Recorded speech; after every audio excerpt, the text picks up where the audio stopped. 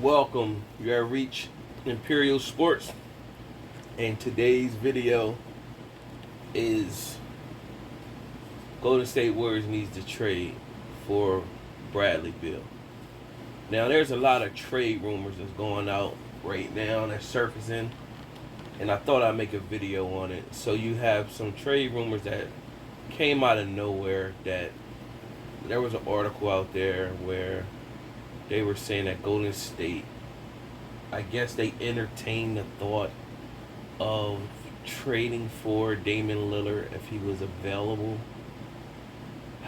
Don't see, I mean, I've been lobbying for them to get Bradley Beal, and I think ultimately that should be the best move. You have the pieces, you got Wiseman, you got Wiggins, you have number 7 draft pick and the 14th pick. You could, if you find a way, you could probably come off with two. You could probably trade Wiseman, but the money got to match up with Bill. So you probably got to trade Wiggins in the number 7th pick for Bill. But if they want to go for the gambit, shoot, if they want Wiseman and Bill, then that's what it is. You could do that too. But to get Dame, him and Steph play too much alike, in my opinion. Neither of them facilitate the ball well or look to get. They can give assists, but neither of them look to get people in the game. So I don't know about that. I mean, I guess it could work. You got to think Durant, but Durant is a plug and play player to me, where you can plug him and play in any type of offense or situation. Dame doesn't run off the ball a lot like Steph. Needs the ball in his hand. I just don't. I mean, it worked offensively. It just would have to work. They would have to make it work. But I think Bradley Beal would be the better fit. Not that Bradley Beal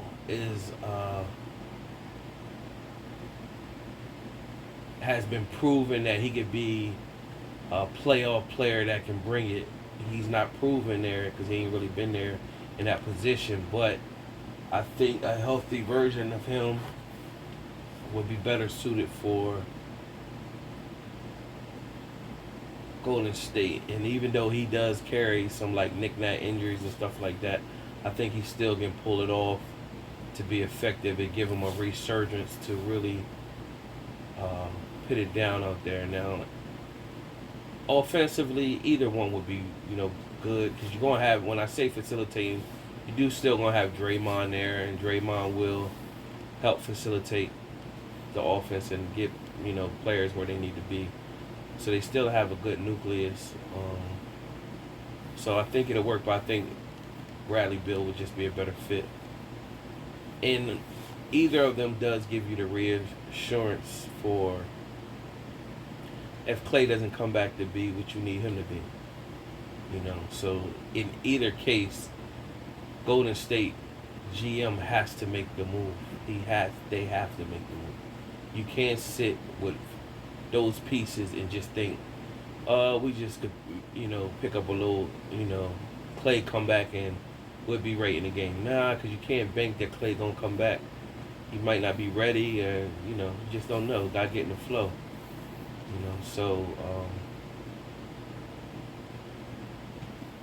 I would rather see Damian Lillard get traded to the Sixers. I think that's a better fit.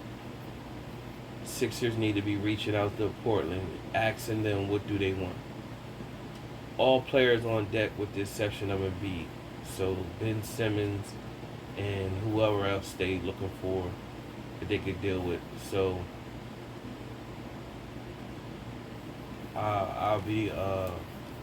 it'd be interesting to see if Sixers could pull that off. But if Dame goes to, and then they saying all these things with Dame. Dame has to be willing to be traded because he might be too loyal. They just got Chauncey. They might be feeding in his head that let's give it another run. Let's try it out again.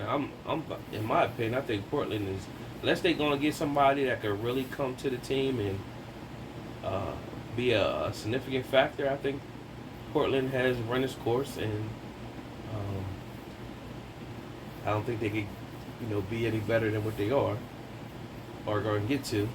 They made it to the Western Conference Finals that year when Kevin Durant got injured, and they couldn't pull it off. Steph dropped them off. So, my opinion, if I'm Damian Lillard, welcome the trade.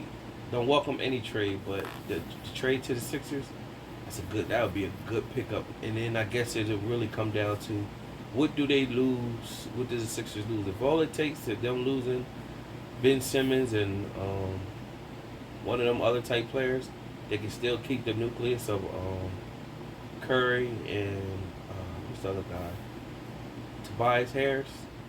You make that trade all day. You're still having Embiid. Embiid just got to get healthy, get in better shape, and now if you get in that same sequence you used to be in last year with Simmons, you got somebody that's gonna go, and he's gonna get it rocking. If Sixers thought they had it rocking with Simmons and Embiid, you bring Dame there, you're gonna really have it rocking, and you're gonna have somebody that could go. That's gonna be a legitimate threat in the East, where you're gonna start to say, if Embiid comes back healthy and play like he played last year, then with Damian Lillard and the rest of the team just work on their game, they're going to be a significant contender for the East. Other than that, I don't hear any Kawhi Leonard, unfortunate situation. He had an ACL tear. He just had some surgery on that. So them knees, man, at least he got a player option so he could opt in and not try to go get an extension. If I'm a GM at a team, I wouldn't take my chance with Kawhi. I save my money. When Kemba Walker a couple years ago became a free agent and people was trying to bash Jordan for not paying him the max deal, I was one of them people that was saying no, he don't need to be paying Kemba Walker that. For what? You're gonna get the same thing out of him. He don't. His play, his market value, but his play doesn't give you wins. They didn't get to the playoffs with him, so why pay him that much money? And it sounds messed up to say that, but when you're thinking from the GM standpoint, you gotta do what makes sense, or you're gonna further hurt the team.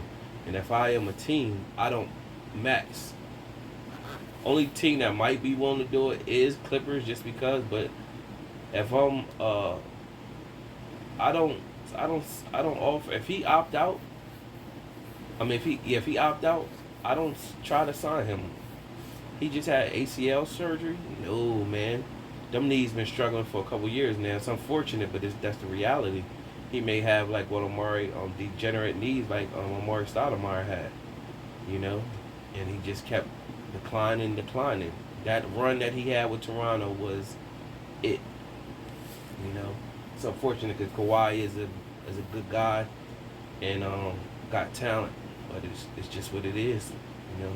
That's his circumstances. Now, if he opt in, I don't know how he probably going. It's going to be a while for him. How long it's going to take him to recover, collect his money. And be next year when he come a free agent.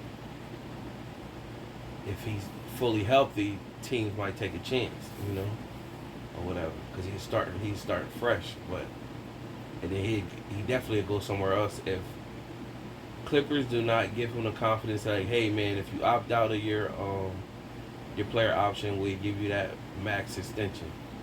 If he was smart, he would take it because your ACL surgery don't know what you're gonna become, but at least you locked in that money or whatever. But say they don't give him that option, then when next year come, they should already know he's leaving or whatever. But I let him leave because, in my opinion, I think those knees is just gonna get worse and worse, and it's downhill from here. So I would let him go.